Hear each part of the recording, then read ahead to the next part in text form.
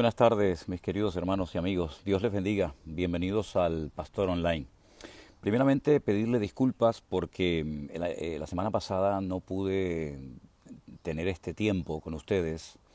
Tiempo que, como ustedes saben ya perfectamente a estas alturas, después de más de un año, consiste en dar respuesta a las preguntas que ustedes cada semana me envían. Como estamos en este primer viaje misionero, moviéndonos muchísimo de una provincia a otra, de una ciudad a otra, pues créame que me resultó totalmente imposible el poder estar en un sitio tranquilo y poder conectarme y estar con todos ustedes. En un año ha sido la primera vez que no he podido llevar a cabo este programa, pero hoy estoy aquí una vez más desde esta hermosa tierra de Cataluña con un día realmente espléndido, disfrutando de la hospitalidad y del amor de muchos hermanos que estamos conociendo en este viaje y de muchas personas que por primera vez en su vida se han acercado al Señor en este largo año en el cual el Señor nos ha bendecido y nos ha enseñado tantas y tantas cosas. Yo les estoy muy agradecidos a todos ustedes. Estoy muy contento de la oportunidad que el Señor me da de poder ver las caras de muchos que nos han estado siguiendo durante muchísimo tiempo. Como yo suelo decir, ustedes juegan con ventaja porque yo no veo absolutamente a nadie cuando comparto. Ustedes tienen la oportunidad de vernos a nosotros, pero yo no veo a nadie. Pero en este primer viaje misionero, el Señor nos está permitiendo conocer personalmente a gente extraordinaria. Hermanos que nos están tratando de verdad con un amor, con un cariño extraordinario. En este fin de semana hemos estado en la casa de nuestro hermano Víctor y Julia. Nos hemos sentido muy a gusto. Allí hemos retransmitido el día de ayer el culto en directo para todos los hermanos de nuestra iglesia en Santa Cruz de Tenerife y para todos los hermanos que se suelen conectar habitualmente los domingos.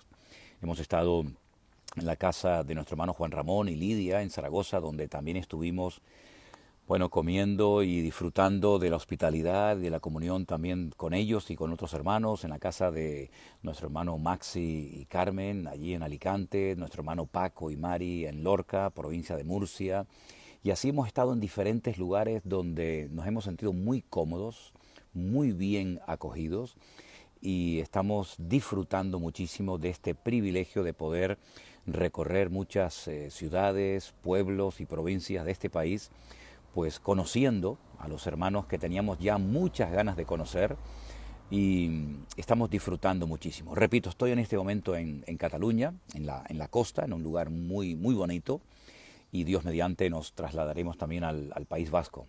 Allí estaremos en San Sebastián, incluso celebrando bautismos.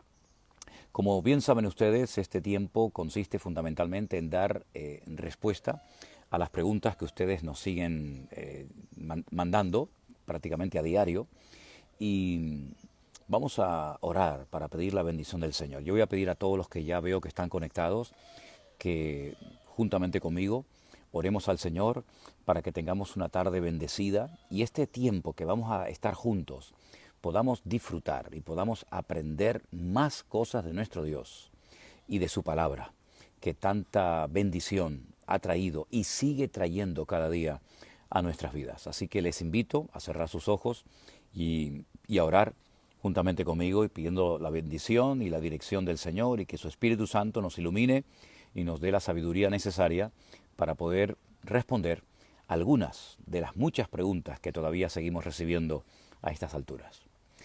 Señor, te damos muchísimas gracias por este privilegio que nos das a todos de poder estar juntos nuevamente en torno a tu palabra y en torno a tu presencia. Señor, nuestros corazones están muy agradecidos por todo lo que nos estás dando, todo lo que hemos vivido, lo que estamos experimentando. Gracias porque hemos visto tu fidelidad, tu respaldo, tu cuidado. Podemos decir como aquellos, hasta aquí nos ha ayudado el Señor. Te pido, Dios mío, que bendigas este tiempo, que seamos bendecidos y edificados y que podamos aprender más de ti, de tu palabra, y danos la sabiduría necesaria para poder responder a las preguntas que tus hijos nos envían, Señor. Ponemos este tiempo en tus manos y te daremos como siempre a ti toda la gloria, la honra y el reconocimiento en el precioso nombre de Jesús. Amén y amén. Gloria al Señor. Me alegro mucho de que muchos de ustedes que no tenían la costumbre de leer y de estudiar sobre todo frecuentemente, asiduamente la Biblia, lo estén haciendo desde hace un buen tiempo, porque es fundamental. Sé que lo he dicho muchas veces, pero quiero volver a reiterar que el estudio de la palabra de Dios en la vida de un creyente es fundamental. No hay nada peor para un creyente que desconocer las Sagradas Escrituras, no conocer lo que Dios dice en su bendita palabra. Por lo tanto, me alegro muchísimo de que muchos de ustedes me digan, hermano, pastor, sigo leyendo la palabra y por eso surgen preguntas y me surgen dudas. Y bueno, para eso estamos también aquí, ¿no? Para ayudarnos mutuamente, e intentaré con ayuda del Señor dar respuesta a algunas de las preguntas que ustedes me mandan, me envían. Siguen haciendo gran parte de hermanos preguntas sobre el tema de escatología, ¿verdad? El tema de los acontecimientos finales, los últimos tiempos. Estamos en los últimos tiempos. No nos quepa a ninguno la menor duda de que ya estamos en los últimos tiempos. Yo grabé el año pasado, días antes del famoso confinamiento, unas clases que se llaman escatología. De esas clases se publicó un libro, que también muchos de ustedes sé que lo han adquirido a través de Amazon. Y en esas clases y en ese libro, pues intenté dar respuesta y dar explicaciones acerca de temas muy significativos del libro del Apocalipsis y también del libro de Daniel. Hablamos del anticristo, de la marca de la bestia, de los sellos, de las trompetas, de las copas, del arrebatamiento de la iglesia, de la segunda venida y muchos temas que yo creo que son muy interesantes y necesario que conozcamos. Por eso, todos los que todavía tengan preguntas y no hayan visto estas clases, pues ahí están todas, de una forma gratuita y abiertas para que las puedan ver todos cuando quieran en nuestro canal de YouTube, Centro Evangélico Vida Nueva. Ahí están todas las clases, una detrás de otra, para que ustedes con papel y lápiz y con la Biblia en la mano puedan aprender y puedan escuchar todo lo que allí en ese momento se dio, que viene muy bien porque esa enseñanza no ha caducado. Esa enseñanza se puede escuchar hoy, dentro de un año, dentro de un tiempo, y va a seguir siendo de bendición y de ayuda a muchos, porque es la palabra de Dios, y la palabra de Dios, como bien saben ustedes, no caduca, no envejece, ¿verdad? No pasa de moda, sino más bien todo lo contrario, está en plena actualidad. Referente al arrebatamiento de la iglesia, una hermana de la ciudad de Guayaquil, de Ecuador, nuestra hermana Corina, nos dice, bueno, tenemos que guardar nuestros corazones, nuestros pensamientos, tener cuidado de nuestro cuerpo, que es el templo del Espíritu Santo, el cual mora en nosotros, para que podamos ser arrebatados. Bueno, mire, hermana, yo a usted y a todos los que están viendo en esta tarde este programa, decirles que el creyente está libre de toda condenación. El creyente es nueva criatura en Cristo Jesús, Señor nuestro. Las cosas viejas pasaron y aquí todo es hecho nuevo. Hemos pasado el día que nos convertimos, el día que nos arrepentimos de nuestros pecados y aceptamos a Cristo como nuestro Señor y Salvador personal. Hemos pasado de muerte a vida y nuestros nombres están inscritos en el libro de la vida. ¿Qué significa esto? ¿Y por qué digo todo esto? Porque ninguno de nosotros somos perfectos. Ninguno de nosotros somos perfectos. Todos estamos en un proceso. Todavía el Señor no ha terminado su obra en nosotros. Aún somos de carne y hueso. Somos simples instrumentos de barro que por la misericordia de Dios, Dios temporalmente está usando. Pero la seguridad de nuestra salvación no depende de nosotros, depende de la obra de Cristo. Lo que quiero decir es que no tenemos que vivir con miedo, no tenemos que vivir asustados.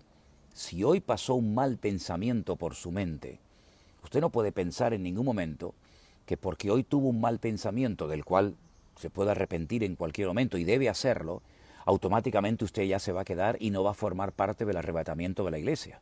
No se puede vivir con miedo. Yo insisto muchísimo en esto porque veo y he conocido a muchísimos creyentes que viven con temor, viven con miedo, con una inseguridad constante y permanente, y eso no debe ser así. El creyente tiene que vivir tranquilo y confiado que el Señor nos guarda y nos cuida, ¿verdad? Y eso no significa de que no tengamos que tener cuidado a la hora de pensar, a la hora de hablar, a la hora de tomar decisiones, ni mucho menos, ¿verdad? Tenemos que cuidar nuestra salvación, dice la Biblia, con temor y con temblor. Pero la salvación la tenemos o no la tenemos. No es algo que ahora tengo, mañana pierdo, ahora sí la tengo, dentro de media hora ya perdí la salvación, ahora soy salvo, ahora sí, ahora me voy con el Señor, ahora no me voy con el Señor. No se puede vivir con esta angustia constante y permanente.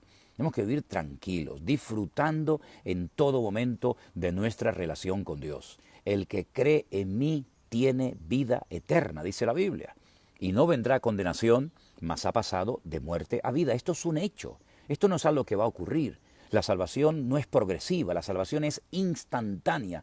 La santificación, ese cambio que se va a ir produciendo paulatinamente, día a día, año tras año, en la vida del creyente, eso no tiene nada que ver con la salvación. Esa es la transformación, ese es el cambio, es el crecer, el madurar, el desarrollarnos como creyentes. Pero la salvación, hermano, no es algo que se pierde como si perdiéramos el teléfono, las llaves. No, por favor, vivamos con la tranquilidad, ¿verdad?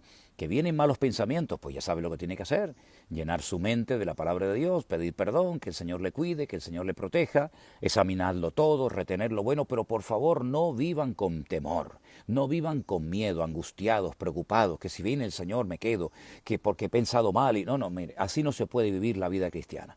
El cristiano tiene que vivir tranquilo, seguro, en paz, porque eso es lo que va a llamar la atención a los inconversos. Los inconversos, como dijo alguien, no leen la Biblia, la mayoría, ¿no? Otros sí, pero la mayoría de los inconversos no leen la palabra de Dios, pero sí leen y observan nuestra vida, nuestro comportamiento. Por lo tanto, tenemos que transmitir seguridad, confianza, paz total, absoluta en el Señor, y no vivir atemorizados, ¿eh? Si usted es salvo y punto, ya está, no tiene por qué estar preocupado por otras cuestiones. Así que espero que no vivan ninguno de los hijos de Dios que me escuchan y siguen estos programas con ese temor, con esa angustia constante y permanente. Incluso le digo algo, constantemente estoy hablando con creyentes, a veces más, otras veces menos, que han salido, gracias a Dios, de ciertos y determinados ambientes donde se les inculca directa o indirectamente, consciente o inconscientemente, vamos a dejarlo así, el vivir preocupados, que si las maldiciones, que si los pecados del pasado. No, eso no es de Dios. Si usted está en una iglesia donde usted tiene que estar cada 15 días o cada cierto tiempo pasando por liberación para que les quiten los demonios, para pedir perdón por los pecados de su padre, de su abuelo, de su tatarabuelo, de sus antepasados, por favor, replantéese seriamente si ese es el lugar donde usted tiene que estar. Porque usted tiene que estar en un lugar donde se predique la palabra de Dios.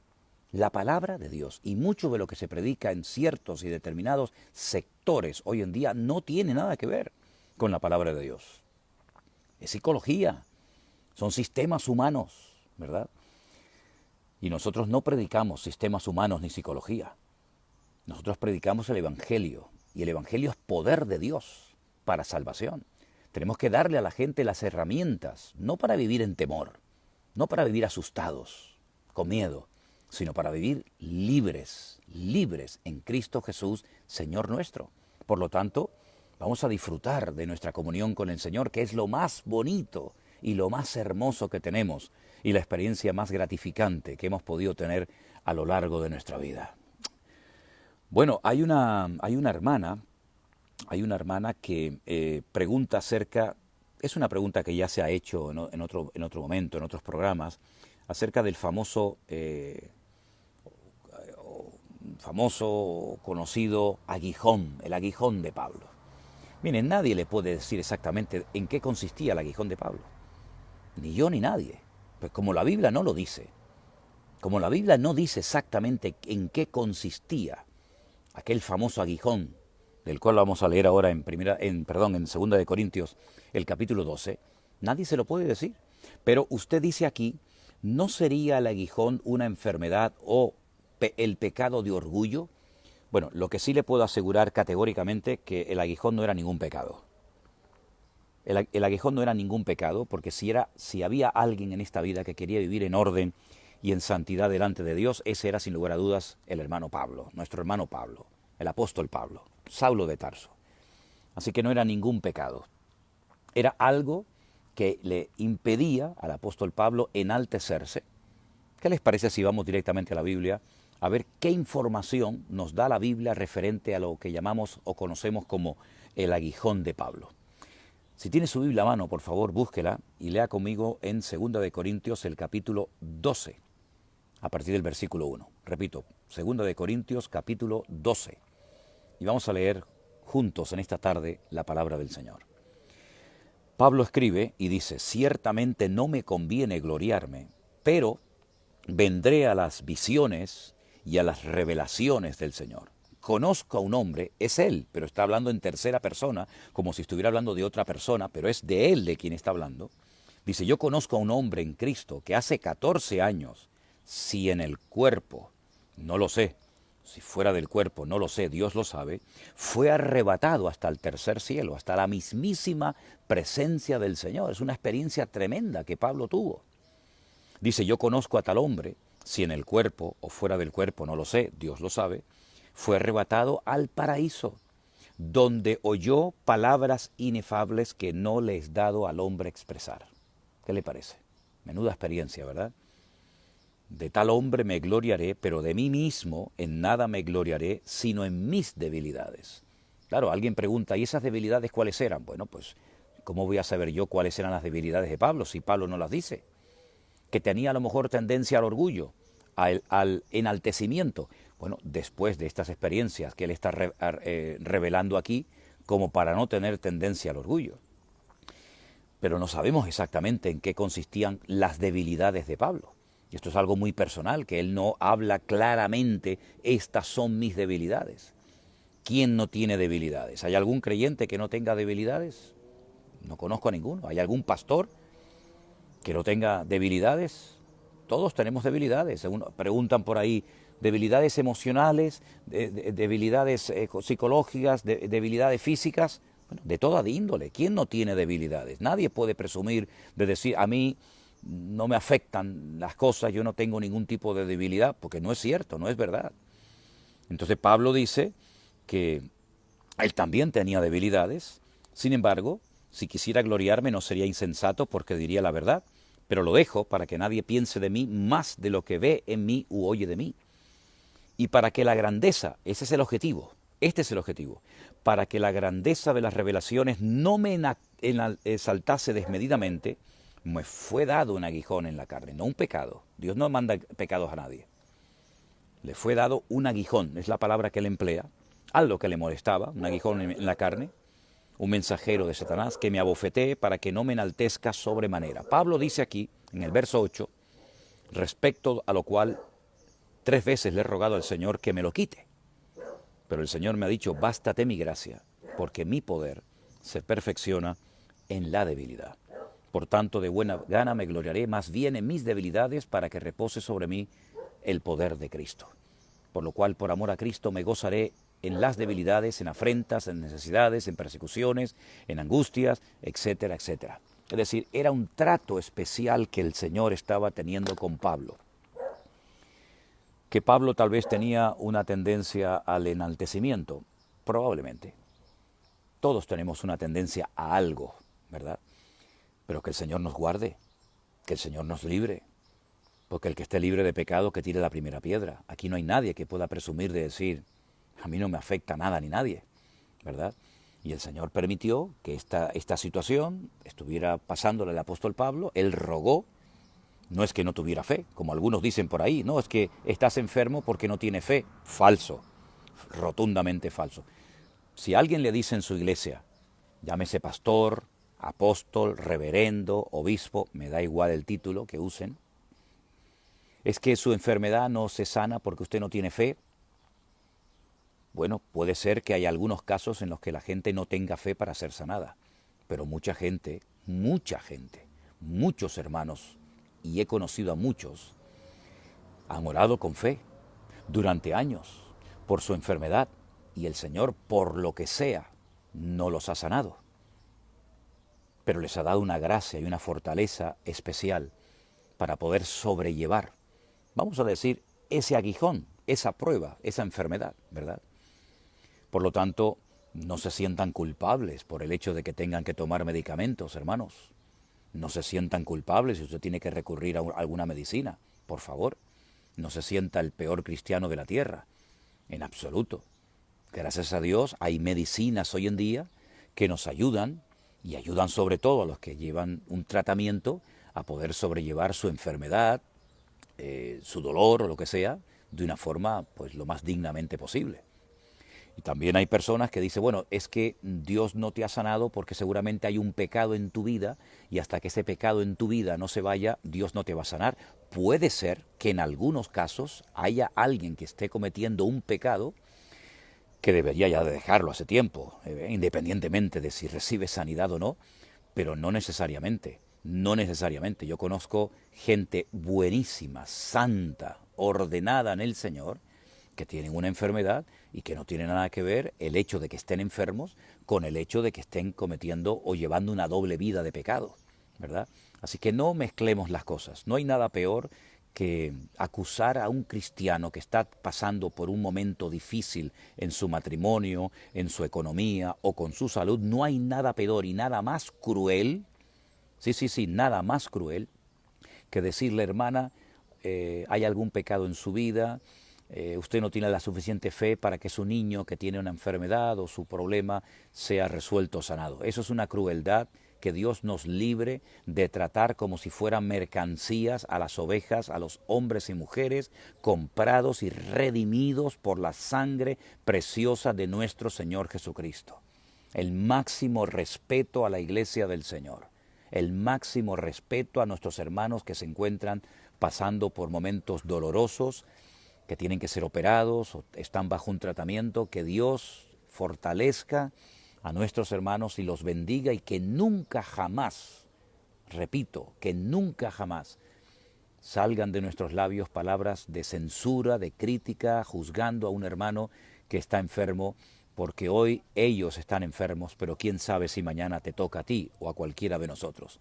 Así que Dios nos perdone cuando hemos hablado lo que no teníamos que haber hablado. Dice la Biblia que lo que tenemos que hablar son palabras que edifiquen, palabras sazonadas con sal, palabras de ánimo, de aliento y no de condenación. Ya bastante condenación hay en el mundo para que encima nuestros hermanos en Cristo y encima los que dicen que son siervos de Dios, encima además se dediquen, en vez de a consolar y animar, se dediquen encima a tratar mal a las ovejas porque están enfermas o por lo que sea. Pero es curioso que me llama la atención que hermanos que están enfermos, pero sin embargo después les exigen sus diezmos y sus ofrendas. Es decir, para lo que les interesa no tienen fe, pero luego a la hora de dar sus diezmos, sus ofrendas, y ahora también con el tema este de las primicias, para eso no importa que estén enfermos, ¿verdad? Para dar,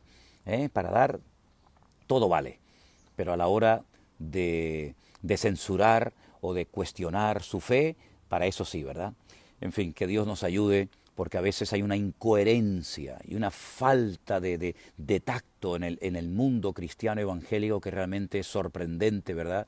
Ver cómo para algunas cosas sí, venga a traer su diezmo y su ofrenda y su primicia, ¿verdad? Pero para otras cosas usted no tiene fe, usted está en pecado, sabe Dios y lleva una doble vida, realmente tremendo. Bueno, hay otra pregunta que nos hace una hermana, se llama Fabiola. Y dice, yo he leído el Salmo 133 y pastor, no entiendo los versículos que hablan de la barba de Aarón. Dice que desciende sobre la barba de Aarón hasta el borde de sus vestiduras, el rocío de Hermón. Dice, disculpe mi pregunta. Fabiola, usted no tiene nada de lo cual disculparse, es una pregunta como cualquier otra. El Salmo 133 es un salmo muy bonito, que nos habla acerca de la unción que se derramaba, el aceite que desde la cabeza hasta el borde de las vestiduras, el aceite ungido que se derramaba, ¿verdad?, sobre los sacerdotes, sobre los reyes, sobre algunas personas en el Antiguo Testamento, y el salmista compara ese derramamiento de esa unción, de ese aceite que corría, ¿verdad?, que chorreaba por la cabeza, por la cara, por las barbas de Aarón, ¿verdad?, hasta el borde de las vestiduras, lo compara con el rocío. El rocío es lo que cae durante la noche, el rocío del monte Hermón, el monte que está al norte, ¿verdad?, allí bien al norte de Israel, que es una bendición cuando sus cumbres se llenan de nieve, ¿no? Y entonces compara la unción, el derramamiento de la gracia del Señor como se derramaba el aceite sobre la barba de Aarón y corría hasta el borde de sus vestiduras. Es una bendición cuando vemos a una iglesia, a un ministerio, a un hermano con esa gracia del Señor que le ayuda a soportar las pruebas con gozo, con alegría. Algunos dirían con optimismo. Bueno, si quiere emplear la palabra optimismo, pues vale, también la utilizamos, pero sobre todo con la gracia y con la capacidad que Dios nos da para gozarnos, como hemos leído en 2 de Corintios capítulo 12, para gozarnos en la prueba, para gozarnos en la persecución, para gozarnos en cualquier circunstancia y momento de la vida, sabiendo que el Señor está con nosotros y nunca, nunca, jamás el Señor nos abandonará. Y hablando de Aarón, alguien pregunta por qué murieron los hijos de Aarón. Bueno, pues si usted lee toda la historia, usted se va a dar cuenta de que no se comportaron como se esperaba de ellos, ¿verdad? Hicieron lo incorrecto y la paga del pecado, ¿cuál es? Efectivamente, la muerte. La paga del pecado es la muerte. Hicieron cosas incorrectas, no eran dignos de ocupar el lugar del sacerdocio y fueron quitados de en medio para que sirvieran como una advertencia a todo el pueblo, sobre todo a la tribu de Leví, de que el sacerdocio, el servir, el ministrar al Señor, era algo muy serio, era un privilegio, pero conllevaba muchas responsabilidades. Y hoy en día, que no existe el sacerdocio levítico, ¿verdad? Porque no hay templo, no existen los levitas como tal, ¿verdad? No hay sacrificios de corderos, no hay sacrificios en el altar del sacrificio en Jerusalén, en el templo, porque no existe nada de eso. Y aunque existiera, a nosotros eso no nos afecta lo más mínimo, porque nosotros ya hemos aceptado el sacrificio de Cristo en la cruz. Nosotros tenemos que tomarnos muy, pero que muy en serio todo lo que hagamos para el Señor. Y no me refiero única y exclusivamente a los que tenemos el honor y el privilegio y al mismo tiempo la responsabilidad de predicar desde un púlpito, desde las redes sociales, como yo lo hago ahora, la palabra de Dios. No.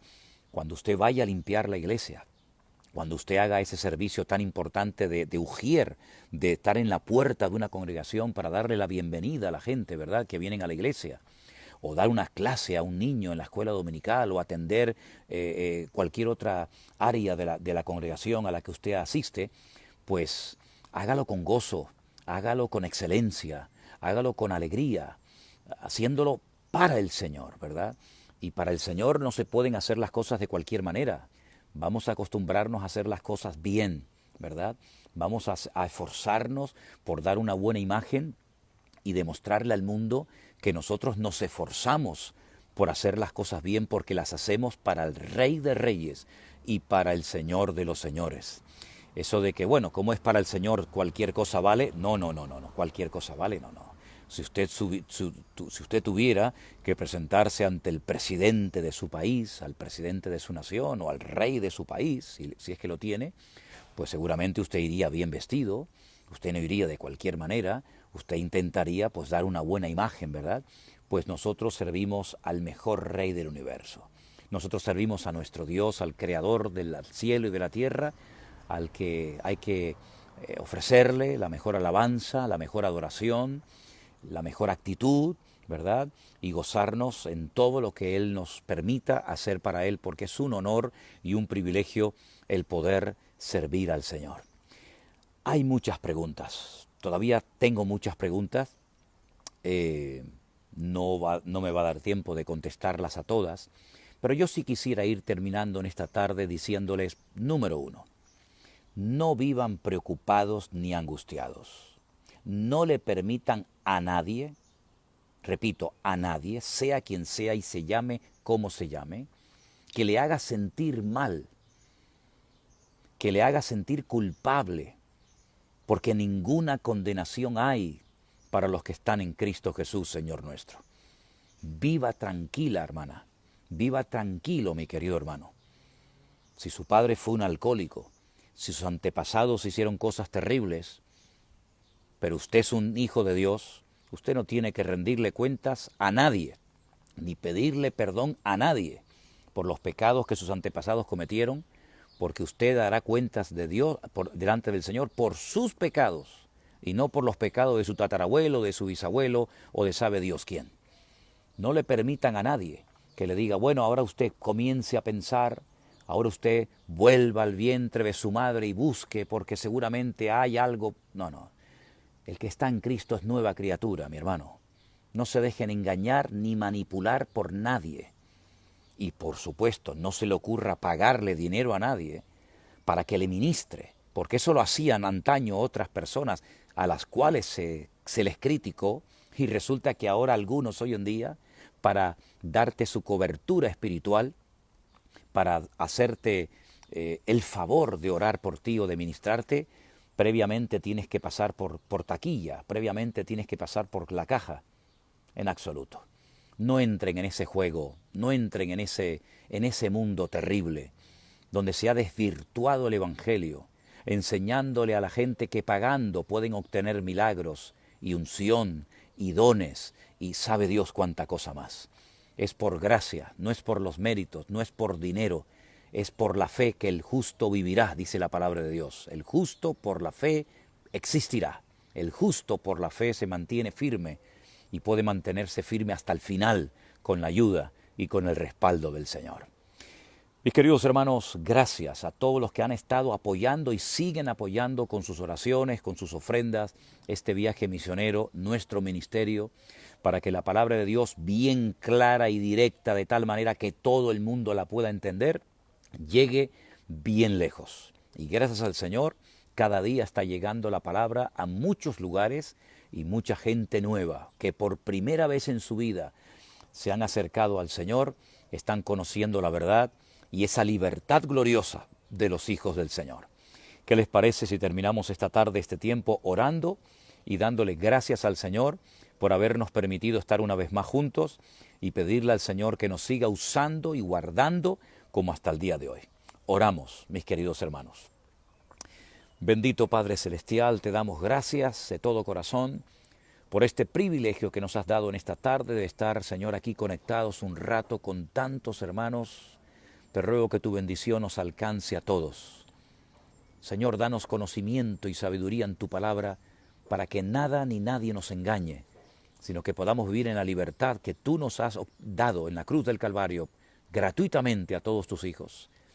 Bendice a tu amada iglesia, Señor, y que sigamos unidos, creyendo en ti, adorándote, sirviéndote a ti, esforzándonos por predicar tu palabra y llevar el reino de Dios hasta el último rincón de este mundo. Señor, gracias por este tiempo en el que hemos podido dar respuesta a algunas de las muchas preguntas que hemos recibido. Nos encomendamos a ti, nos ponemos en tus manos y te damos gracias por tu cuidado y tu bendición de cada día. En el nombre de Jesús. Amén. Y amén. Pues mis queridos hermanos, ha sido un placer haber podido estar con ustedes. Que el Señor nos guarde, nos bendiga y seguimos en comunión, orando los unos por los otros. Y les agradezco de todo corazón el interés que cada día demuestran por este viaje misionero que todavía no ha terminado. Todavía tenemos que recorrer algunas ciudades de este país, de España, visitando a muchos hermanos y a mucha gente que en este tiempo de confinamiento, de pandemia, pues se han acercado al Señor y le han conocido. Que el Señor les bendiga, muchísimas gracias por haber estado con nosotros, les mando un abrazo y un saludo a todos ustedes, gracias por su amor, gracias por su apoyo, que el Señor nos guarde a todos. Bendiciones, mis queridos hermanos.